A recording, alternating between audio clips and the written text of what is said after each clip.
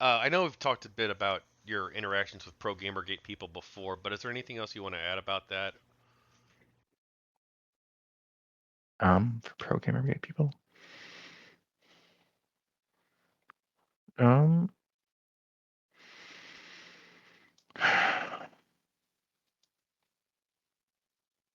how should I say? I guess like for those who like joined later, earnestly interested in like considerations about ethics and game journalism or censorship of content or things that there are some argument for there to be principled stances on.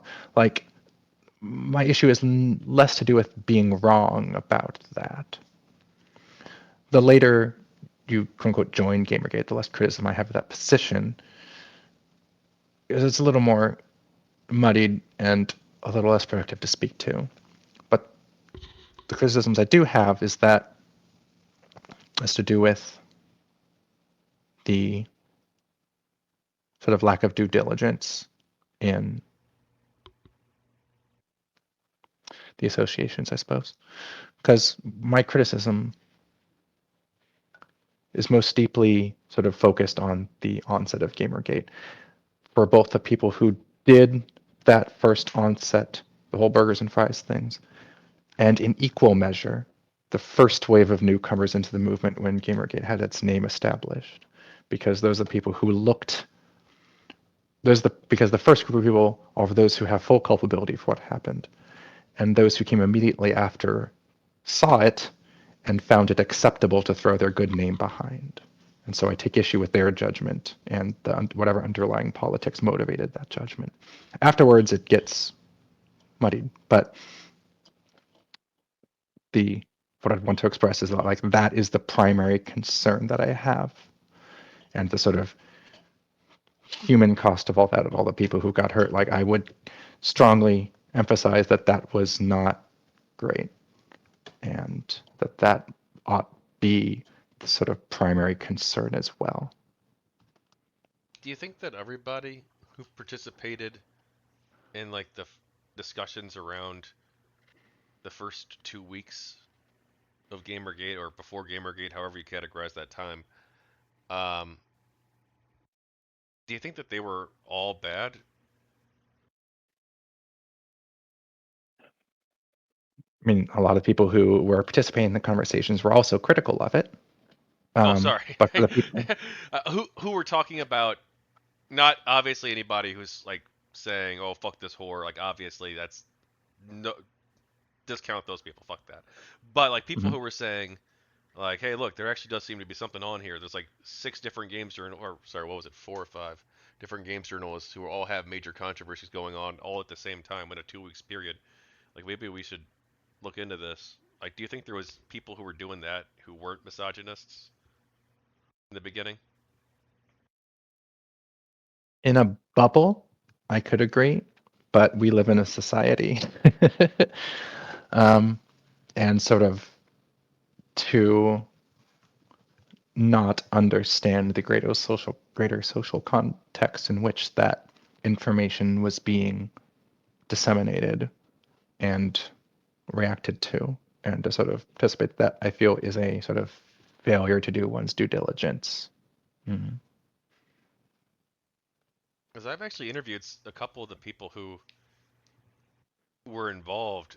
Like GameDiviner got involved in this stuff very, very early on, and he says that he was a game developer at the time, and he says an indie dev, and he was trying to get his foot in the door in the industry, and he says that like this click is like a major issue, like that they were excluding people who didn't have the right politics, and that it seemed like they were promoting games by their friends, and it wasn't they were pulling up the ladder on a lot of indie developers who they didn't have connections with or who had the wrong politics, and that he cared about that even before Gamergate was like a thing.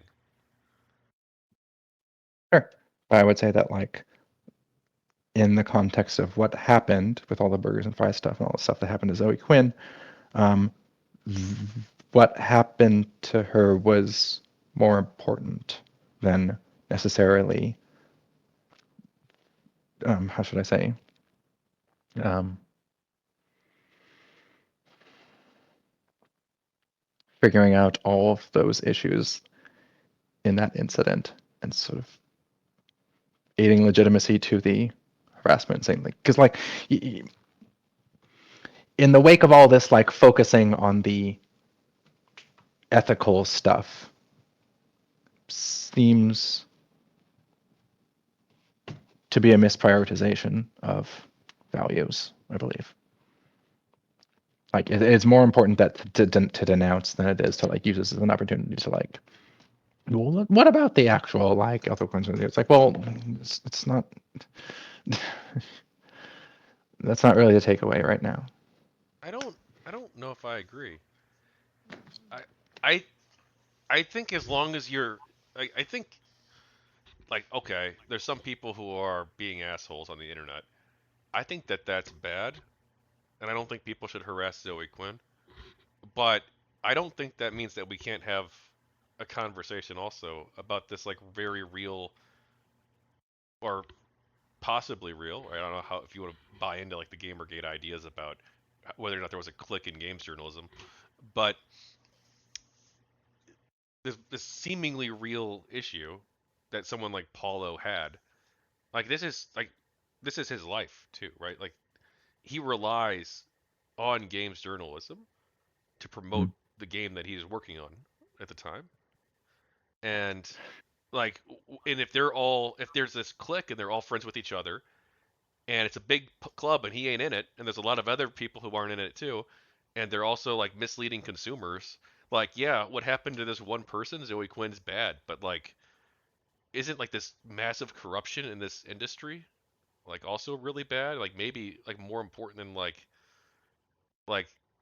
one individual is like having some bad experience on the internet, and that's bad. I condemn that 1,000%. But like, we should be able to talk about the corruption stuff, and I think also be careful, right, and say like, yeah, of course I condemn the bad stuff, but also like engage in good faith and try to solve this issue in the industry that we care about and that some of these people are working in, like Paulo.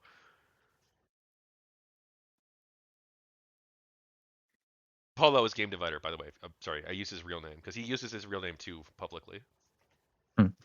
Um, how could I say?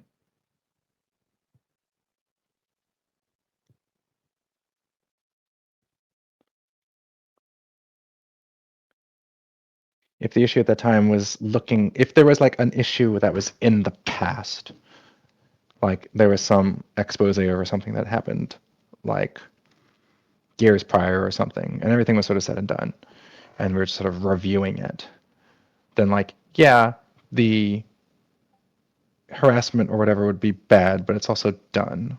And so now that things are a little more settled, we're sort of offline now. We're sort of, we have the time to sort of like review this more thoroughly. Then yeah, I think it might be appropriate to sort of like say like, okay, like this stuff that happened to this person at this time, but like let's focus on like the underlying like core issues that sort of like surrounded it. The issue with GamerGate though is that it was not offline; it was very much online, and the harassment was occurring in real time. And so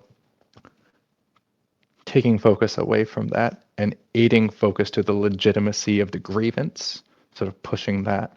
So I'm like, okay, this is the actual important thing that's going on right now, not this dumb bitch and like her like issues. Like that was the problem. I guess maybe this is like maybe where you and I disagree on like the fundamental disagreement we have. Like I view it like I think that like some of the people who were talking about this stuff were irresponsible and like maybe some people even engaged in harassment, like probably, and that's bad. Mm, But like I don't think that means I think there's like a separate track of this where there's like also people who cared about like legitimate stuff at the same time in these first 2 weeks, these first 3 weeks, whatever. Um, and I think that that's also like an important part of the story too. And like maybe you think that they shouldn't have talked about that stuff. They should have waited until it blew over and then had like a retrospective. But I don't. think that they're like morally obligated to do that, to put their life on hold for 3 weeks or 4 months or 2 years or 6 years or 10 years, while there's and lose all of the momentum of the ongoing controversy and ongoing scandal. I I guess don't. that's part of the issue, though, is that most of the thrust of the ongoing scandal was sort of slut shaming her sexual proclivity, i.e., this is why it was called Burgers and Fries. This is why everyone went after Zoe Quinn and not Nathan Grayson, who would be the ringmaster of sorts, the more important perpetrator of this ethical issue. Well, is Nathan Grayson though. I don't think anybody should go after anybody, to be clear. But like we just read a whole thing on Deep Freeze where he had a whole bunch of ethical violations that it seems like we're calling him out on. Yeah, but at the time, at that genesis, long before Deep Freeze was a thing, right when the Zoe Quinn post was dropped and Burgers and Fries was an active, like this was the thing going on, nothing happened to Nathan Grayson. Everything happened to Zoe Quinn. And I feel that this is damning of that whole effort. If Nathan Grayson was the one who everyone was targeting, I would feel much different about it. But because it was Zoe Quinn, who, it's kind of don't hate the player, hate the game kind of thing. Zoe Quinn was the player, Nathan Grayson was the game. Like, it makes no sense to go after her unless the only way it makes sense is that people were just pissed at a woman using sex to get ahead. And that was sort of the salacious angle. And that's, very easily those sorts of things are what drive attention. It's like really basic, juicy tabloid shit. And that's kind of what happened.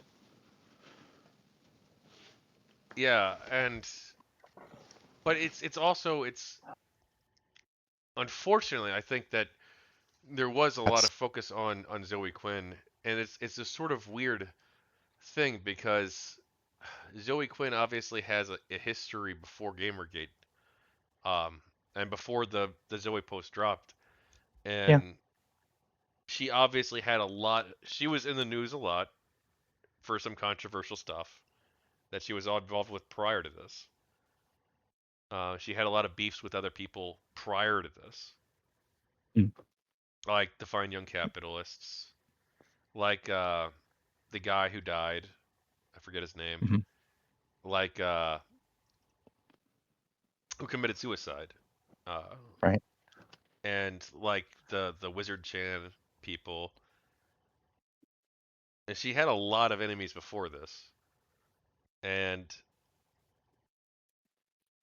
so she was, and she very much was a very strong personality online, which is like great. I think that's fine. You could be like a strong personality online, but like that's going to draw a lot of attention to you, and some of that attention is going to be bad, and like some of it's going to be harassment, and that's not good. I'm not justifying that. Um, but Nathan Grayson, what he did was he basically just shut the fuck up and stopped talking altogether on Twitter. Like he didn't. He would just like nope, and then he basically got to move on with his life. Yeah. Um, I mean, yeah, Zoe Quinn is which not I'm like, not saying that she's like. I'm not saying that I'm not like victim blaming. I'm just saying that like she engaged with the discussion, and that brought attention to her, and she had like a lot of enemies she made, like the fine young capitalist people, like the Wizard Chan people, like the people who were upset about the guy who committed suicide and had a controversy involving her, but I don't know all the details of that, so I don't want to like talk about it because I don't want to be irresponsible. mm,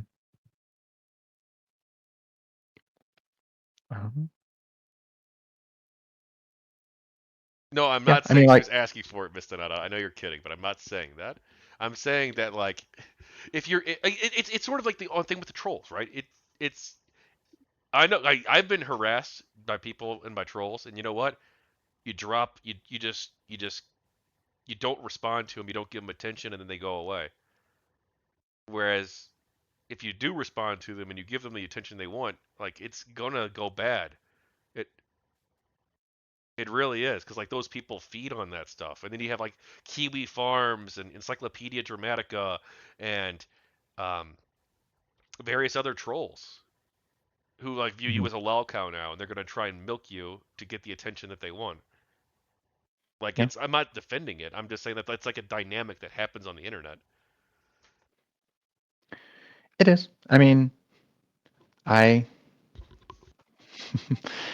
it is certainly a dynamic, but as I think we'd both agree, it doesn't like justify any like harassment or things that would happen in this instance.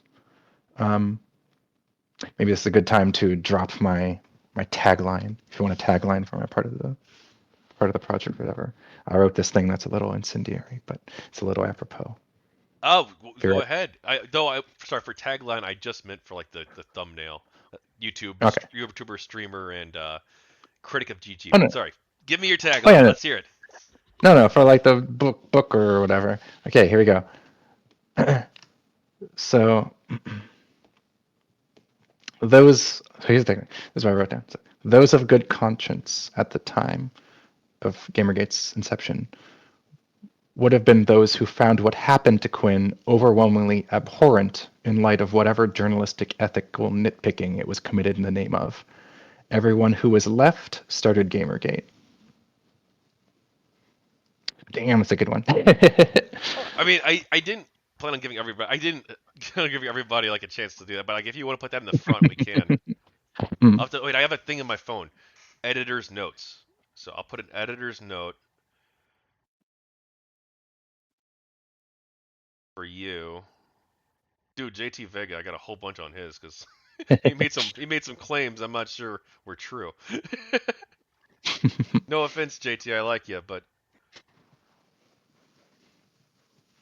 um, Hannah's tagline at start. I'll put. Okay. All right. Sorry about that.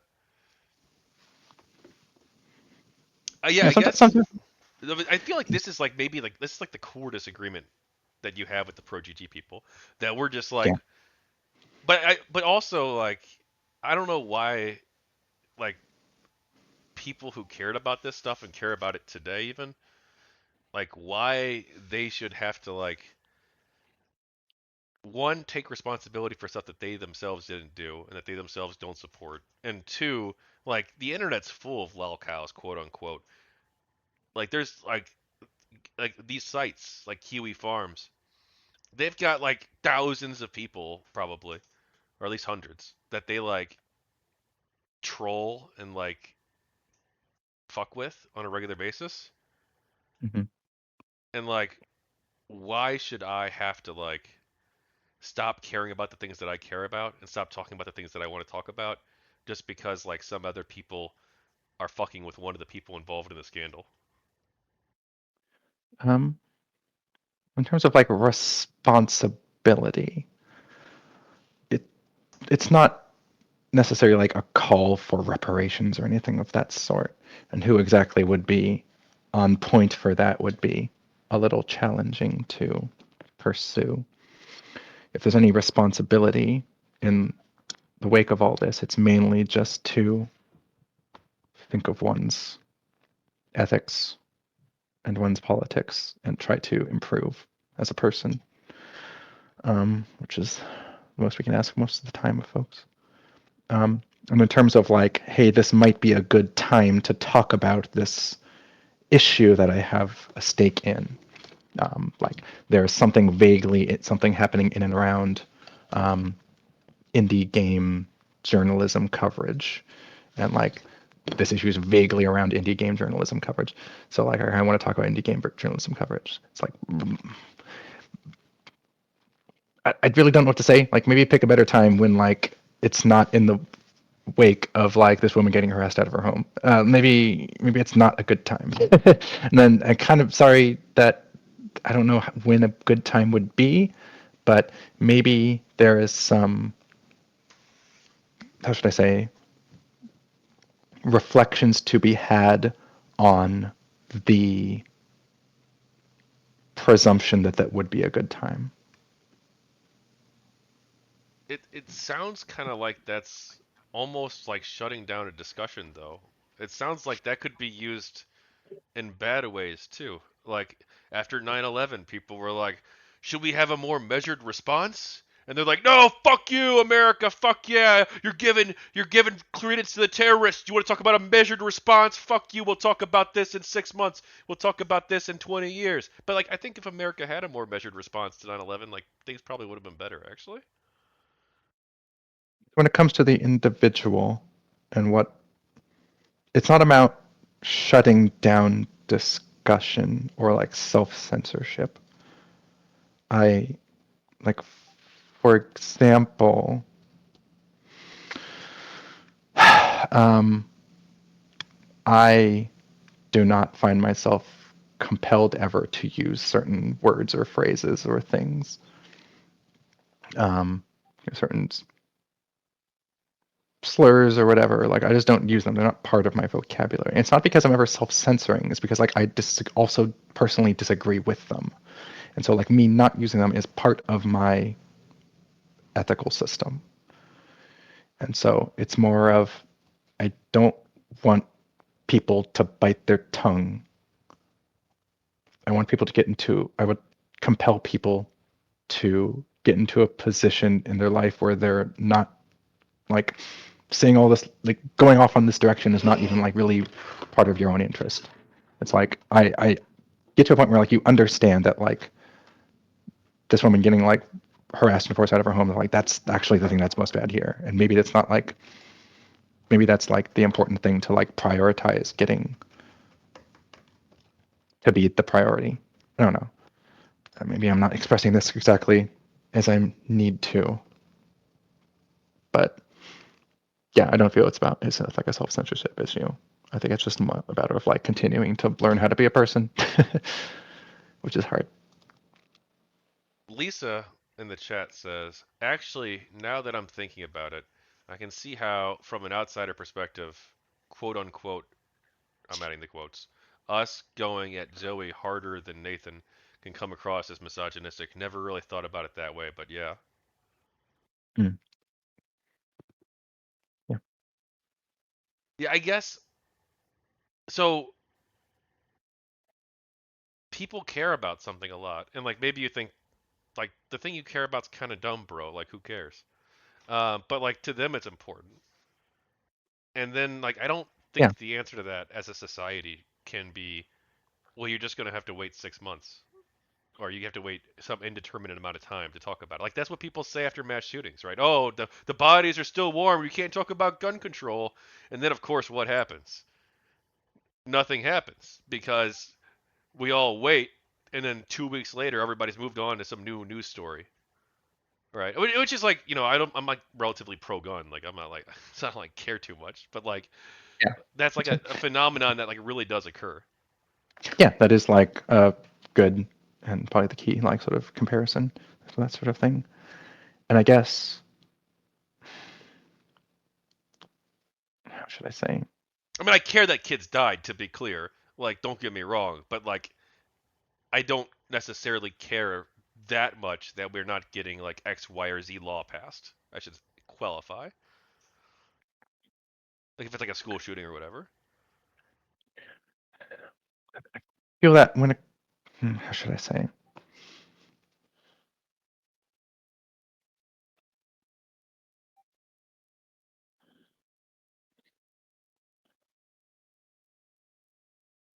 Because the core fundamental sort of issue at hand with a school shooting, like the incident itself is of course bad, but to be callous a little bit, like once people are dead, they're dead. What do you do after that? And like if it's a natural, if it's this inevitable outcome because of policies, then like, hey, maybe we need to like do something about these policies so that that doesn't happen again. And like if there are issues to be had, like that kind of is the core underlying thing. That is the takeaway. That is the root cause that needs to be addressed. So I feel like it is appropriate to talk about gun stuff. If there is gun stuff to be talked about, because I own guns, I don't care that much, but and there's a lot of ins and outs about that. But to me, like, what I find is that in regards to the beginning of GamerGate, the core underlying issue at hand was the reactionary politics and sort of the misogyny of it, and the, how should I say, snowballing of this salacious reaction to juicy drama that sort of ended up hurting people. Um, like, that seemed to be more the problem. But also, like, the people getting hurt as well, of course.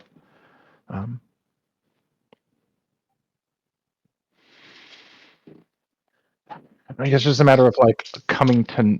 I think it's a matter of maturing to know what the important things are to understand about any one thing that happens in life. Like, what's the actual like thing to learn here? It's like, well, that's not easy to know, and takes some effort to get there. And I think there, if you say like, well, the important thing to know here is that there was like this like casting couchy kind of thing going on. It's like, well, And some people I don't said know. that, to be clear. Like I believe Porcelain Chips has talked about that. I think maybe Oron Darklord did as well. And it's like, it's not that it isn't, but like, again, the issue had to do when it was, the harassment was happening in real time and that the harassment was directed at Quinn and not Grayson. And I recall even at because it was all happening at the beginning of GamerGate, like, Anita Sarkeesian has nothing to do with any of this. The only thing she did was release one of her Tropes versus Women episodes at the same time, at vaguely the same time as all this was going down. And she just got pulled in as a matter of course. And it's like, why? It's like wholly unrelated. She's not a journalist, Well, I don't. but it's Go ahead. because she's a woman to do with gaming stuff, and people were upset at her previously, and so it was just more of the same, which again was also sort of equally damning because it otherwise makes no sense for her to be involved. But she was, because that's not what a lot of people were being driven by. Well, So it's funny because like I think of like Anita Sarkeesian, like the only like involvement I see of her in Gamergate's two things. One, she kept talking about Gamergate harassing her, which I don't think was like true mostly. Um, like if you look, she published a list of every account that harassed her within a span of a week, and none of them were Gamergate people. Which isn't to say that no Gamergate people harassed her, but like it seemed like it was mostly just like a bunch of random gamers who didn't support GG, or it was just like rando people. Her own list of harassers. But like, and then also, I think that with the creative freedom stuff, I think that some of the ways that she talked about this, when she talked about, she did say that that these tropes, or I don't know if she said these tropes, but like these things in the games harm people in real life. She did say that. It, and I think that that is related to creative freedom and the discussions about that. um, I mean, it's only related to creative freedom if you sort of have anxieties that like this one person's video essay is going to result in things being taken away from you, which is sort of the underlying anxieties behind the reactionary sentiment that all of this sort of fueled it. Um, and whether or not people who harassed her were part of Gamergate or not, officially is kind of hard to establish. Um, but the But like question these is people like, never used the would a hashtag, right? Or I think two of the accounts had used it one time out of like the 100 and something accounts, but that was the only it time that those two accounts had ever used the hashtag. it strikes me as sort of a wishy-washy way thing to appeal to. Like these But were how so, right? Like these are people who didn't who weren't supporters of GamerGate. Oh, and I think it was like one or two people on the list had ever used the hashtag, and they only used it one time, and that was just to send their message to Anita Sarkeesian. That was the only time they ever used it. I guess because they thought GamerGate was about that. Maybe I don't know, but maybe because the media told them that. I don't know. it feels arbitrary to say that you only count as a GamerGate supporter if you have specifically used the hashtag. Well, if you're talking about people who are sending harassing messages on Twitter, Because like, if there was, if these were trolls from like the knitting community and not the gaming community or GamerGate or whatever, why would they target Anita Sarkeesian out of nowhere? because a lot of Because people the issue is, disagree with her. well, you have to know of her to disagree with her, and it has to be someone in your purview. There's a million zillion people in this world I would disagree with, but like focusing on any one person, there's going to be some impetus to do so. So the question is like, who painted those targets? And it may not be GamerGate how should I say? GamerGate is a continuation of Burgers and Fries. It's a continuation of anti-SJW sort of YouTube skeptic stuff. It's a continuation of all the anti-Sarkeesian, like against her Kickstarter stuff, like things. It's all the same wave of outrage, and it is that wave of outrage that GamerGate is a part of that painted the target on Sarkeesian. And these were people who came to know of that target in a way that is not arbitrary. Isn't it also possible that like Anita Sarkeesian made a lot of videos that were considered to be unpopular for a variety of different reasons with a lot of different people? Some of the people who didn't like her were pro GamerGate. Other people didn't even know what the fuck GamerGate was, and some of them have admitted that, like Avius. He didn't even know what GamerGate was, but he still sent them harassing messages, possibly to Anita too. Like he even admits that he didn't know what GamerGate was. In fact, his interactions with GamerGate were us stopping him from harassing people because he ran into the GamerGate harassment patrol and they got his accounts banned. Like, it seems like, if anything, GamerGate were the good guys in that story, in this specific instance at least. Because, like, to what end is a random feminist's video essay going to, without context, provoke like so much um, investment as to make someone want to go out and do something about it? Because there's going to be lots of rando feminists just saying shit, and like, why would it be like anyone in particular would set anyone off? She's saying like, well, this is just music reasons she put out videos and people didn't agree with it. It's like, well, why were they watching the video in the first place, and why did it's something that they felt compelled to react to in particular over literally anything else they could react to in their life? I mean, And I it's reacted to her stuff too. I thought she was wrong on some stuff. I didn't yeah, like it's harass her because though. yeah, it was because we're all part of the same community, this online game space. And in that community, like, you're going to go along with a certain tide or you won't.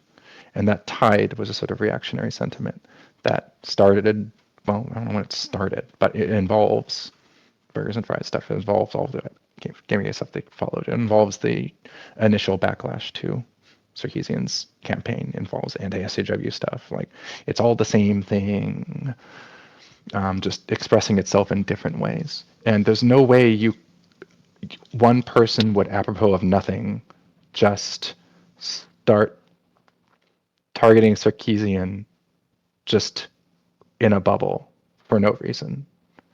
I It only makes sense that a person would be a part of this community, be privy to the ongoing sort of opposition to her, and then sort of participate in that in assorted ways up to the point they send an email or a tweet or whatever.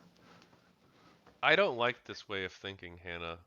I don't. I think that if somebody makes public opinions out there, and in this case, like her videos were very popular. She got a lot of views on her videos, and she was talked about in the media constantly. And like she wasn't like some rando, but even if she were a rando, like I think it's perfectly fine to like criticize the ideas that they put forth. You're engaging in the world as an interlocutor, putting ideas out there.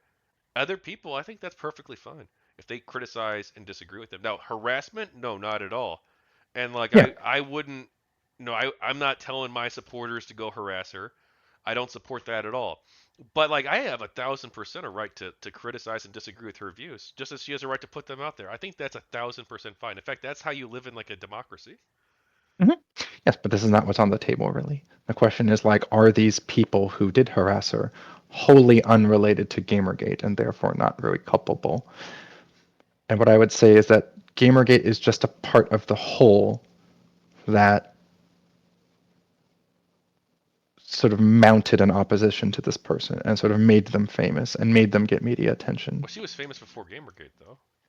I, But you said it's all one thing, which I think is like a little bit not like fair to GG, but um, unfortunately would not say it is because it's, yeah, I do feel it is all sort of different manifestations of the same thing. like if somebody watches a video that criticizes Anita Sarkeesian and hmm they're like, "Oh wow, I hate Anita Sarkeesian. I'm gonna go send her a mean tweet or a death threat or whatever." Like, I don't think that that's on you as the creator. Now, I do have like a little bit weird views on this stuff because like I'm operating this space myself. Like if it was somebody who was like in my community who was doing it, like that's a I'd probably have to like take action on that, or I'd try to some extent take action on that. Um, like I do have a rule in my Discord, which I might have to get rid of. I don't know, but because I'm not sure it's enforceable in real life. But it's a rule that says I will ban people for off-server harassment or doxing of others, hmm which I think is good. So I'll It is ban good. you from my. But it's also like it's like the Batman situation. Like how the fuck do I know if the DMs you screenshotted are real? You know? I mean, like, it is especially important when you become a big streamer. I think we both know of and to some extent follow like Destiny. I know famously like he will like enforce this. Yeah. Um, since He's the one probably who gave me the idea to do this, actually. Both the streaming and the rule. yeah, it's not easy. So it's definitely like hard to do, but I do think it is good to do. Yeah. So if it's Um, doxing, I think I'm gonna obviously if we have 100% proof that one of my people is doxing somebody, they're out of here. They're gone. mm, Um, now if it's like I sent a mean tweet in a heated argument, that might be more like a conversation. It depends yeah, on for what the sure. tweet It's is, right? But like, discretion for sure. Mm, all right. But yeah, I Um, would say that like if I were to watch some random like makeup video, because I don't really watch like makeup influencers, but if there is some makeup drama and like I watch some videos like, oh, this person's like being a bad actor in this space, like I don't have any context on the makeup like world. I don't know any of the people doing stuff. I don't have any stake. I'm not really interested and I have a life to live. Like, why would I just start harassing someone out of nowhere? I don't feel like it makes terribly much sense. It does make sense if this is a person who is already in this space and is sort of familiar with the targets and sort of aligns themselves with the sentiment that is endorsing those as people as targets. Thank you for watching another video segment from the People of GamerGate. I'm happy to announce that the book, The People of GamerGate Volume 1, is now available in both hardcover and Kindle formats. Please head over to gamergatebook.com or search for The People of GamerGate on Amazon to pick up your copy today. Thank you, and have a great day.